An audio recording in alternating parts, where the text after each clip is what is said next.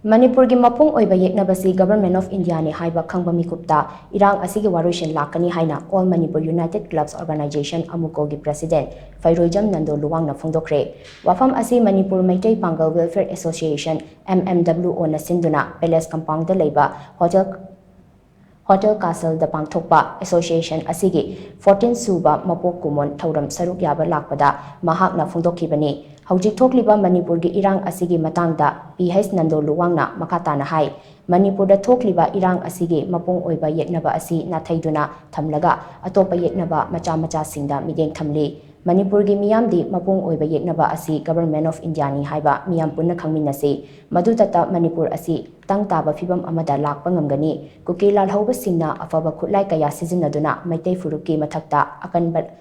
Landa chatharakliba asi Government of India na Manipur da chathaba tongan ba lalong kayagi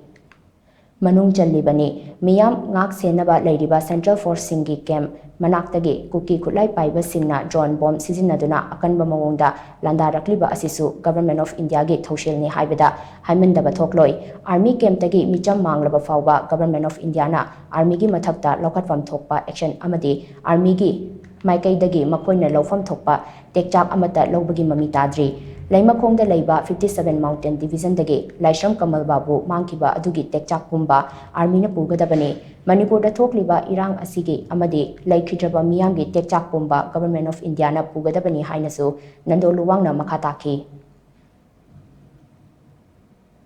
Hojik army na mi ma ganda matam changna. Hojik army came di mangi mi bu army na khangdi sibu ya ba na teba. Masi mayam na haile wa pamni. Aduna masidi sunga ya da ba pithribida mapangan kanbada Bharat ki lami asi su mari su badalai bine ba. Adugumba mari su badalai ba Bharat ki lami sing asina Manipur pikraba state ama thoi ba adugumba Irang ase sahi ama hen loisen bangam de asu Bharat ki संविधान Bharat ki army ki sak tobang ngam sakti karai chakra ki Bharat ki court sing nasu kari kidamak to hoje bawa intervene to tri bana wachida Bharat ki Supreme Court na hauji bawda masigi thoi ba wato da khut ting jelaga hana sunaba misam myam ki punchi lepna mangi ba napi ke agi ijat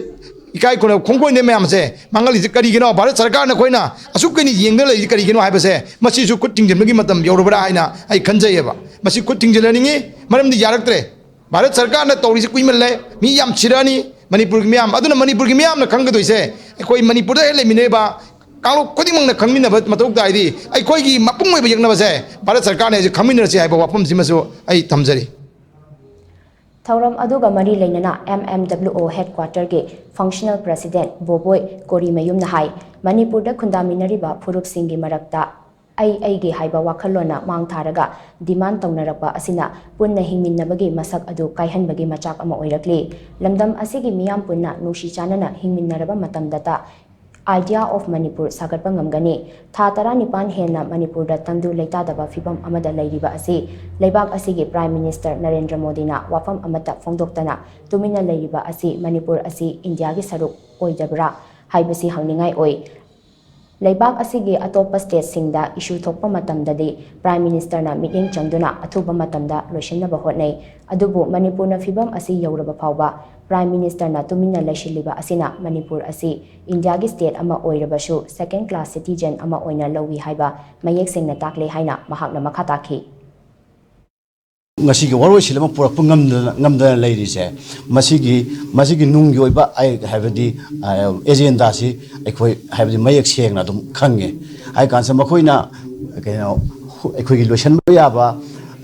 Irang Asibu atin ba tha khara da atin ba ekoi gi mans khar ekoi gi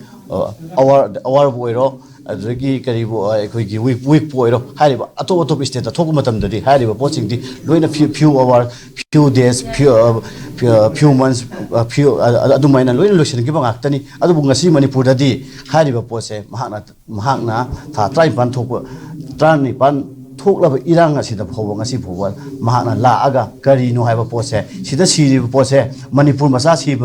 jabani Manipur gi aduma sibani haira kanda khanto aga mahakna leiraga leibase masi yamna ekoina nungaite Thauram aduda Manipur University of Culture gi Assistant Professor Dr. Makhon Mani Mongsaba Center for Maitai Pangal Cultural Studies Manipur gi Secretary Dr. Rahijuddin Sheikh Foxki President Thoidingjam Manihar, MMWOgi Chief Advisor Hasimuddin Moinam, UMPCgi President Albas Maulana Mahayuddin, MPCMgi President Albas Arafat Ali, IPOMgi President Yumnam Devdatta, MWFgi President Khundongban Sini, NSKAgi Chief Advisor Albas Sheikh Shiraz Ahmedna Thauramgi Maru Oiba Athoiba Mithunglen Singoina Sarugyakhi.